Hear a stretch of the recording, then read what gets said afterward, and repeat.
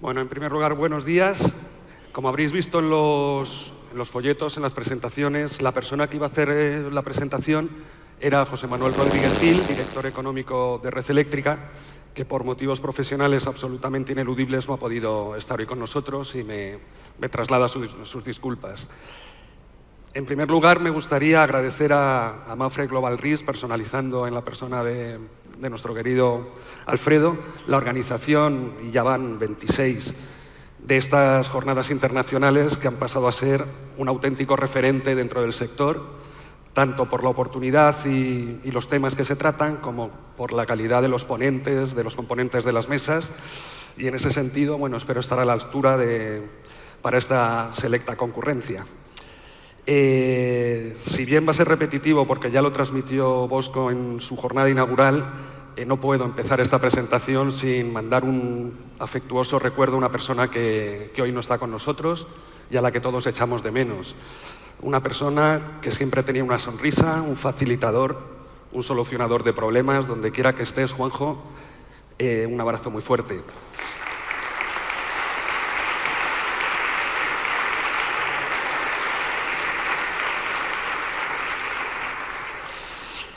Y en segundo lugar, de un tierno recuerdo, quiero pasar a una felicitación a un amigo, vecino de la Sierra, que como se entere que no le menciono, luego los fines de semana van a ser muy largos, y una persona que decidió cambiar de menester y dedicarse ahora a vivir. Enhorabuena, Joaquín, sé que hoy no estás aquí, pero estate tranquilo porque la persona que te va a suceder es una de las personas con más calidad profesional y humana que he tenido el gusto de conocer.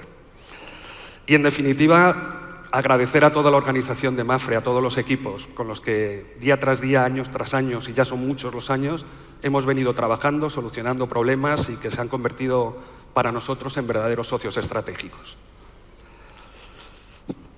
Bueno, y para entrar en harina, como veis, el título de la presentación era la siniestralidad de los cables submarinos, pero los cables submarinos son una pequeña parte dentro de todos los activos de Red Eléctrica y de su actividad, con lo cual vamos a empezar presentándoos qué es el Grupo Red Eléctrica. Posteriormente ya os explicaremos qué es una interconexión submarina, para qué sirve, qué función tiene, y ya finalmente entraremos en la problemática de asegurar este tipo de instalaciones, la experiencia siniestral que hemos ido teniendo a lo largo de la historia de los cables, y finalmente, como el Tormes pasa por Salamanca, pues vamos a plantear demandas al mercado asegurador a ver si hay suerte. Bueno, en principio nuestra actividad, nuestra razón de ser, nuestro core business es ser un TSO. Me vais a perdonar porque seguramente utilice estas siglas, estos acrónimos, durante la presentación varias veces. Ser un TSO, en inglés estas siglas significan Transmission and System Operator, que no viene a ser otra cosa que transportador de energía de alta tensión y operador del sistema. Pero para no aburriros con cifras, con datos y con magnitudes, mejor que veamos este vídeo.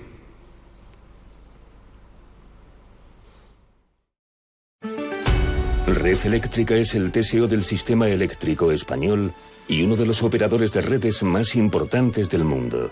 Somos una compañía con una trayectoria de más de 30 años que opera un sistema de 100 gigavatios de potencia instalada y gestiona una extensa red de transporte de alta tensión. Además, somos pioneros en la integración de forma segura de las energías renovables. Tenemos una amplia experiencia en la construcción de infraestructuras eléctricas y en el desarrollo de importantes proyectos de interconexión entre sistemas eléctricos. Proyectos de gran envergadura y complejidad técnica llevados a cabo con tecnologías de vanguardia a nivel mundial. La interconexión Península-Islas Baleares es el primer enlace en corriente continua en España. La interconexión entre las islas de Mallorca e Ibiza supone el enlace más largo y profundo del mundo en corriente alterna. La interconexión internacional España-Francia es el enlace de mayor potencia en corriente continua del mundo. Totalmente soterrado y con 2 estaciones conversoras de última generación. Red Eléctrica es un referente internacional en el mantenimiento y gestión de redes de transmisión, con una elevada eficiencia en la ejecución de los trabajos y líder en términos de fiabilidad y calidad de servicio. Llevamos más de 15 años construyendo y gestionando redes en Latinoamérica y desde 1999 Somos el principal transmisor del sur de Perú, con unos excelentes indicadores de disponibilidad de la red. Somos una compañía con una gran solidez y fortaleza financiera y con una importante capacidad de generación de fondos. Mantenemos un destacado reconocimiento en los mercados de capital, así como una relevante presencia en los principales índices de sostenibilidad. Nos hemos convertido en la compañía líder en sostenibilidad del sector eléctrico español. Y contamos con el máximo galardón europeo a la excelencia en la gestión empresarial. Disponemos de un equipo altamente cualificado, formado por expertos en la operación y gestión de redes.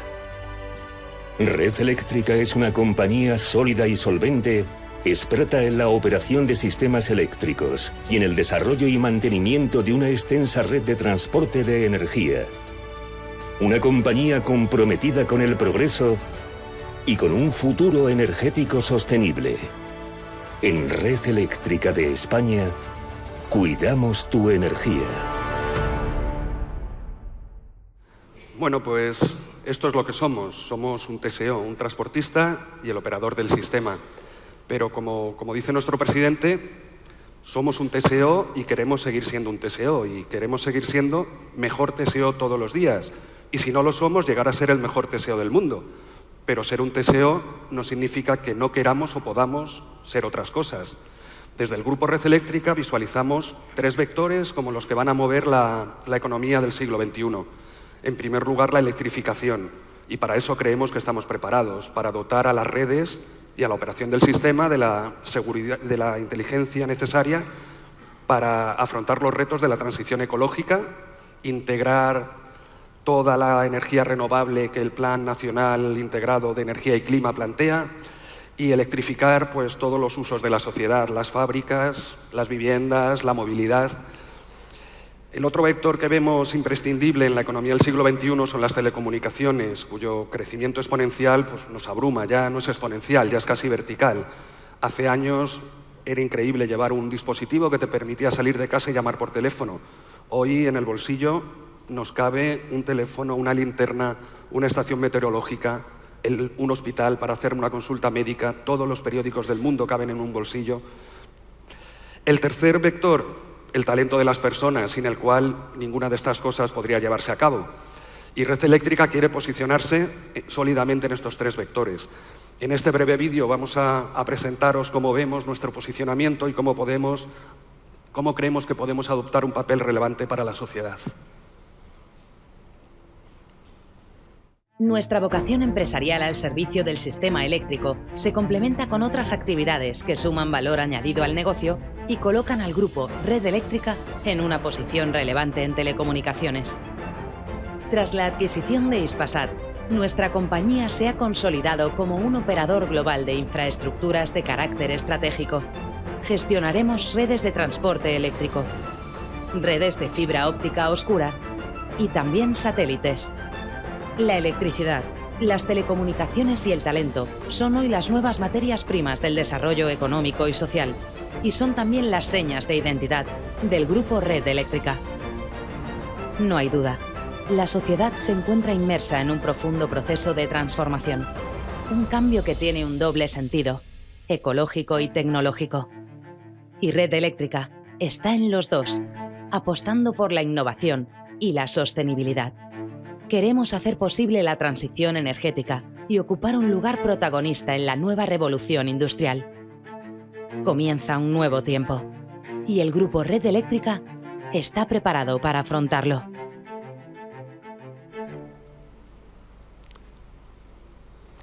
Bueno, pues ya hemos visto lo que éramos ayer, lo que somos hoy y lo que queremos ser mañana. Pero ahora nos vamos a centrar más concretamente en el temario que nos ocupa, que son los cables submarinos.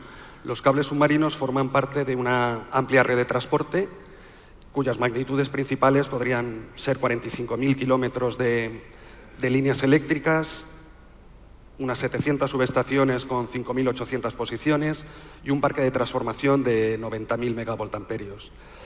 Pero en concreto vamos a hablar de unas infraestructuras que cada vez tienen más importancia estratégica por el hecho de que unen sistemas más o menos aislados. Un sistema Es más débil cuanto más aislado está y es más sólido cuanto más grande y más interconectado está. En la fiabilidad del suministro el tamaño importa. Un ejemplo de sistema sólido pues podría ser el mercado interior europeo, donde todos los países están interconectados con todos y fallos en generación de un determinado país es apoyado inmediatamente por los sistemas vecinos. España geográficamente siempre ha estado aislada por una frontera natural que son los Pirineos y no se han desarrollado a través de los Pirineos las suficientes interconexiones para garantizar una calidad de suministro. Por eso nos llamaban una isla energética, que vamos a decir entonces de la España insular. Pues bien, este tipo de instalaciones necesarias para interconectar sistemas y darles garantía son las interconexiones, que si se realizan mediante líneas aéreas o subterráneas, pues no tienen mayor diferencia de las otras instalaciones que tenemos que el origen y el fin de las mismas. Pero de las que vamos a hablar son aquellas que tienen que salvar un medio distinto, como es el medio acuático, las interconexiones submarinas. Y para ver en qué consiste una interconexión submarina, vamos a ver un breve vídeo también que fue editado cuando se inauguró la interconexión entre la península y Mallorca y que dotó de muchísima más seguridad de suministro al sistema balear.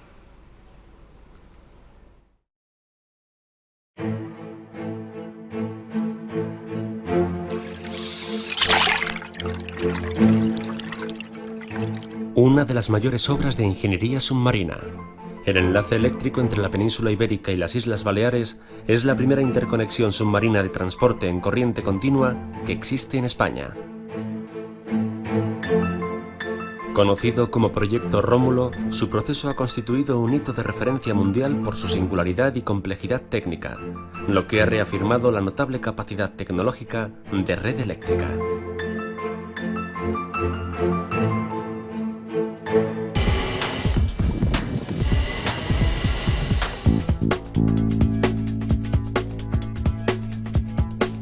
Hasta ahora el sistema eléctrico balear estaba constituido por dos pequeños subsistemas aislados, el de Mallorca-Menorca y el de Ibiza-Formentera, lo que hacía imposible que la estabilidad y calidad del servicio fuesen comparables con otros más grandes e interconectados.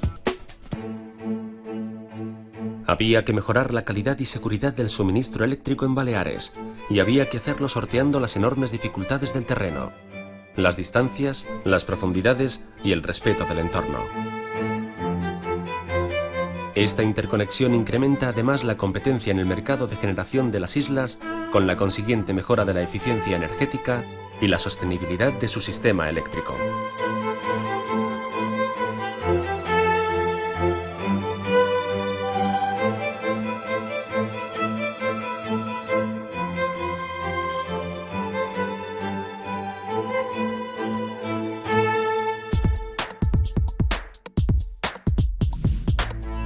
Tras varios años de estudio, se decide el trazado que une las subestaciones de Morvedre, en Sagunto, Valencia, y la de Santa Ponsa, en Calvià, Mallorca. El recorrido submarino tiene una longitud de 237 kilómetros y una profundidad máxima de 1.485 metros. El objetivo, una conexión de alta tensión de más o menos 250 kilovoltios realizada mediante un enlace bipolar de 400 megavatios con cable de retorno. Es decir, una interconexión compuesta por dos cables de potencia más un tercer cable de retorno que aumenta la disponibilidad del suministro eléctrico. Dadas las distancias y las potencias necesarias de este doble enlace, la conexión debe hacerse con tecnología de corriente continua que permite reducir las pérdidas de energía en el transporte, aumentar la potencia transportada y reducir el número de cables necesarios respecto a la tecnología de corriente alterna.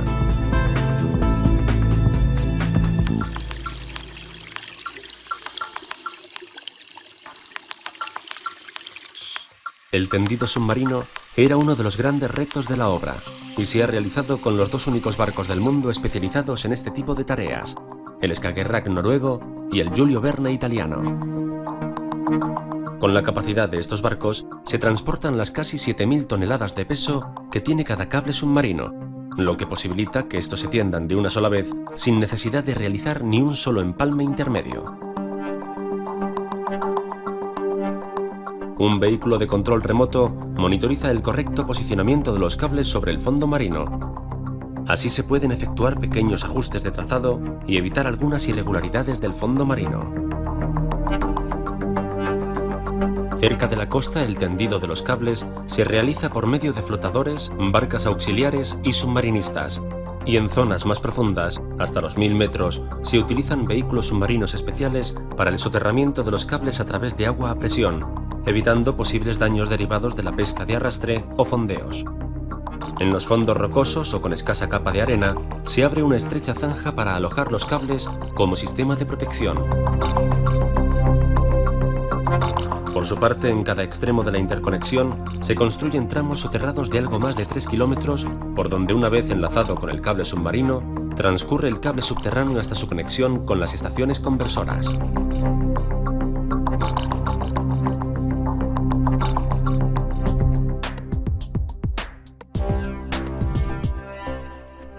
La particularidad de este proyecto ha hecho necesaria la construcción de 2 estaciones conversoras que transforman la corriente alterna, la que circula tanto en el sistema eléctrico peninsular como en el insular, en corriente continua, que es la que fluye por el cable submarino y viceversa.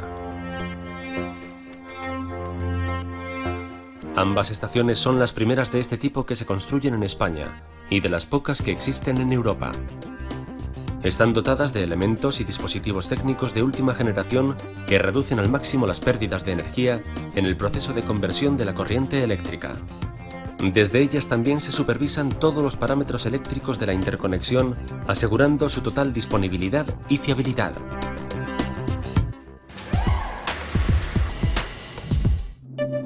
El respeto al entorno natural era una de las prioridades del proyecto. En este sentido, el trazado elegido minimiza el impacto a la flora y fauna protegida, así como los posibles daños sobre el sector turístico y pesquero. Uno de los elementos de mayor valor ambiental son las praderas de Posidonia en la bahía de Santa Ponsa, una especie vegetal endémica del Mediterráneo. Así, en profundidades inferiores a los 60 metros, el tendido de cada cable se ha efectuado con el máximo cuidado del entorno, con el fin de garantizar la conservación de esta especie. Ya en tierra, las estaciones conversoras se integran suavemente en el paisaje, minimizando el impacto visual de las instalaciones y equipos.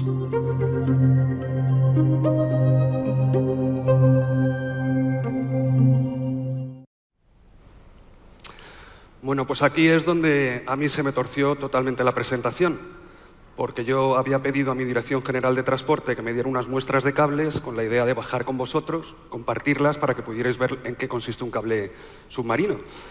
Pero me trajeron este muerto. Esto pesa 1 quintal y va a ser poco operativo trasladarlo. Este cable es una muestra del cable que une la isla de Ibiza con la isla de Mallorca. Para haceros una idea, 1 metro de este cable pesa más de 61 kilos. Teniendo la interconexión 120 kilómetros, el cable tendido pesa más de 7.300 toneladas. Eso está muy vinculado a la necesidad de los barcos que vamos a necesitar, tanto para construir como para reparar, en su caso, estas interconexiones. Actualmente nosotros disponemos de 6 interconexiones en servicio. 2 de ellas unen la península, una con Mallorca y otra con Marruecos, con el norte de África, y 4 de ellas interconectan islas Baleares o Canarias entre sí.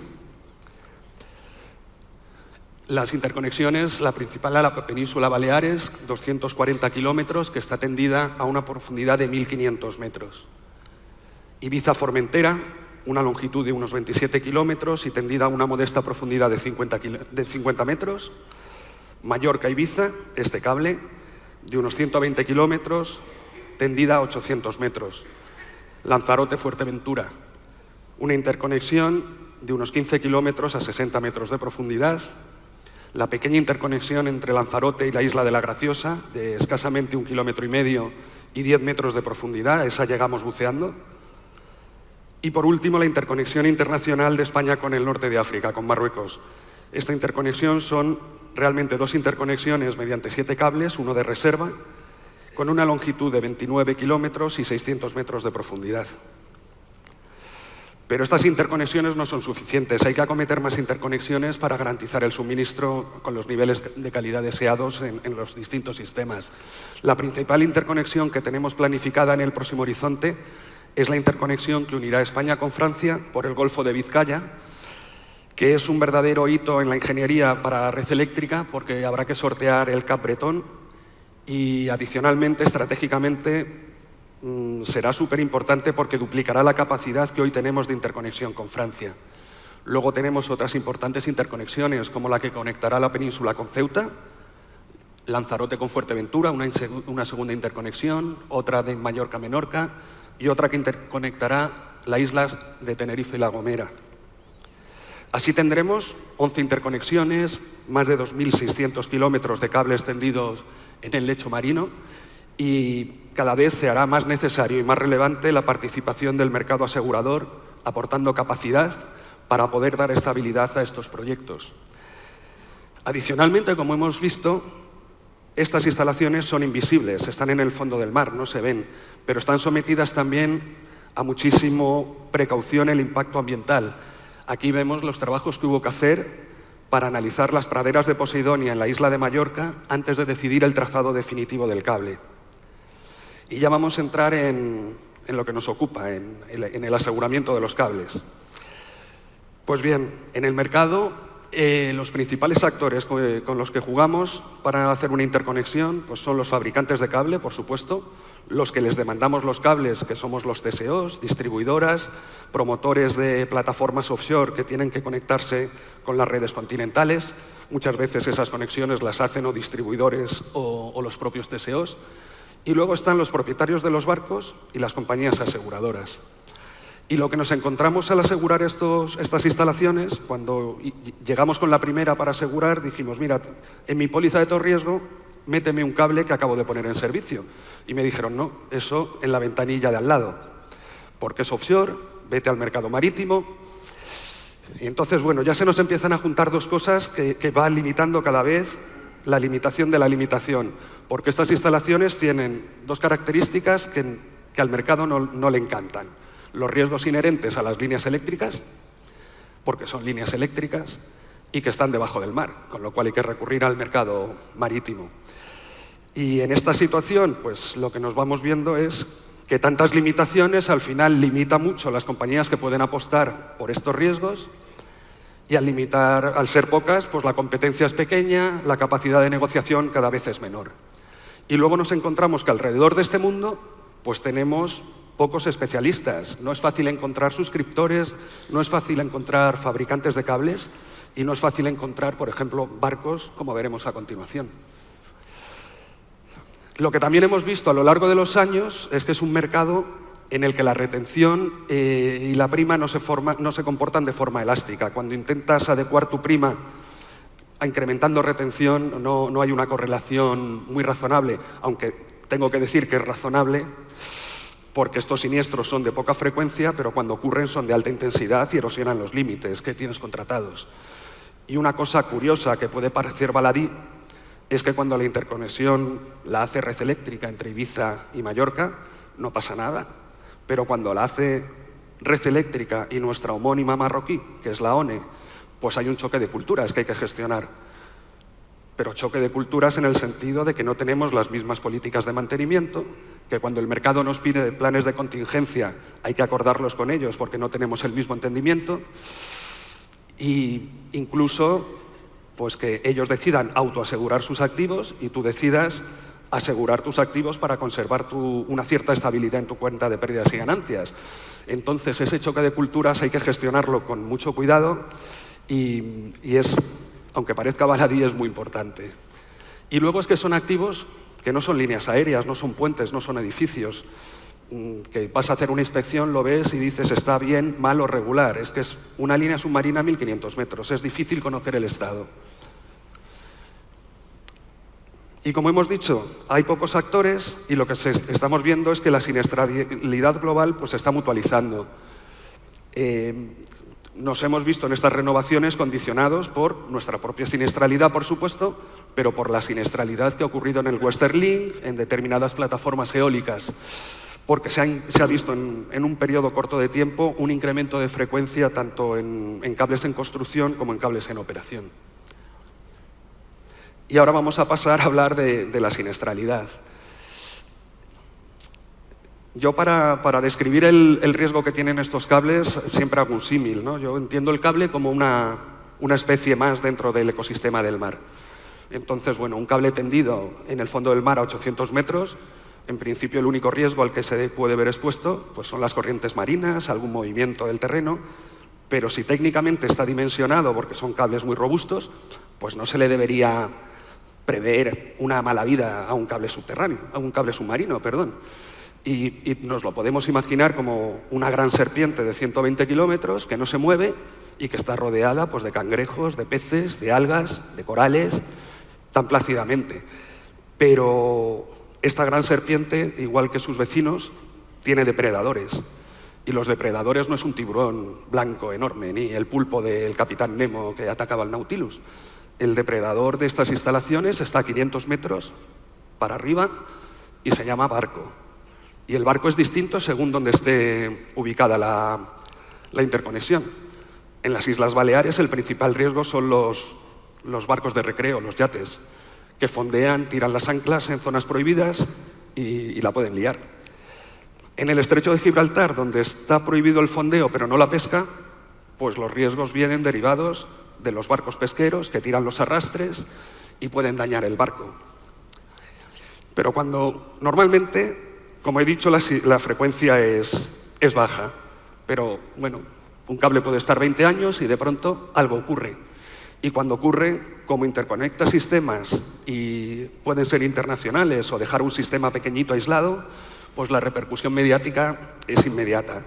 Estos son recortes de prensa de 2 incidentes que tuvimos, tanto en el cable Mallorca-Menorca como con la interconexión con Marruecos.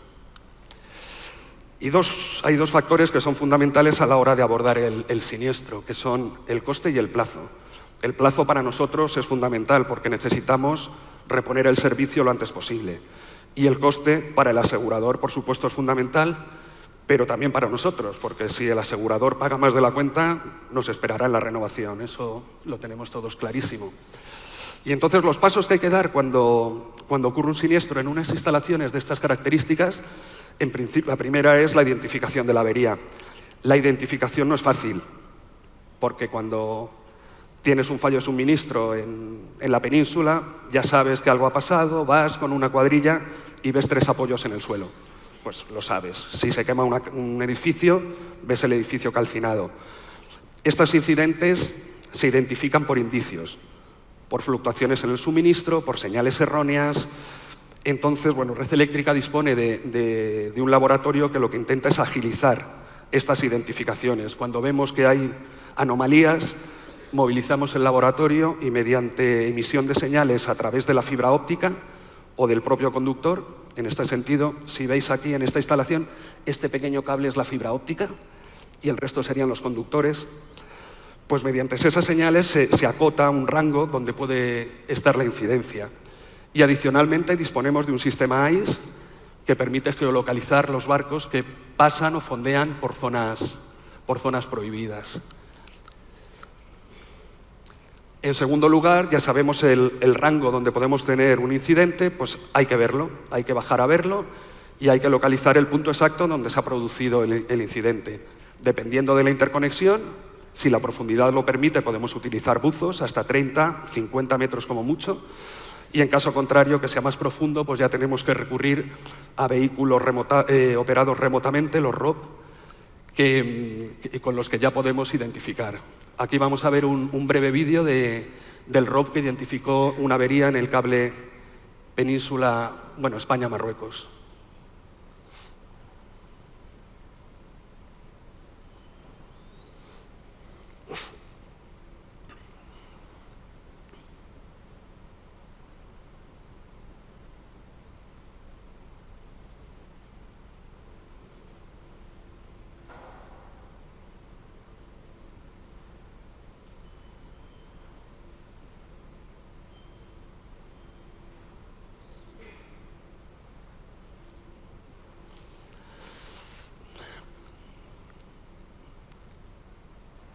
Otro de los puntos que tenemos que acometer inmediatamente cuando tenemos una incidencia de este tipo es buscar un barco que nos ayude a reparar.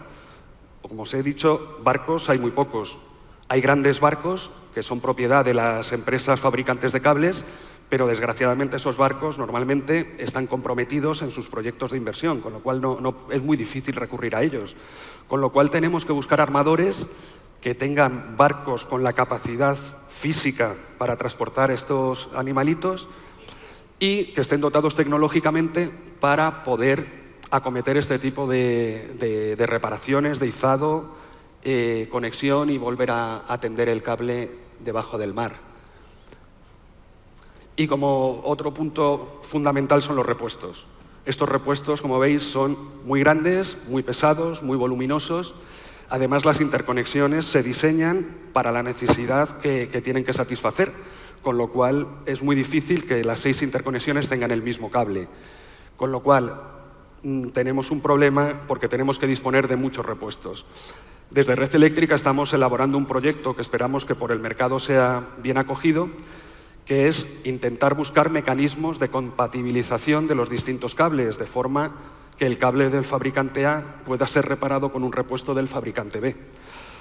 Esto para nosotros sería muy interesante porque reduciríamos la necesidad de este tipo de stocks, pero para el mercado creemos que debe ser muy interesante porque meteremos competencia en los procesos de fabricación. Ya no estaremos cautivos del fabricante del cable que nos pide pues, lo que le venga en gana, sino que pondremos un proceso de competencia en el que pueda participar el fabricante del cable A, el del B o alguien que hayamos especializado en este tipo de reparaciones.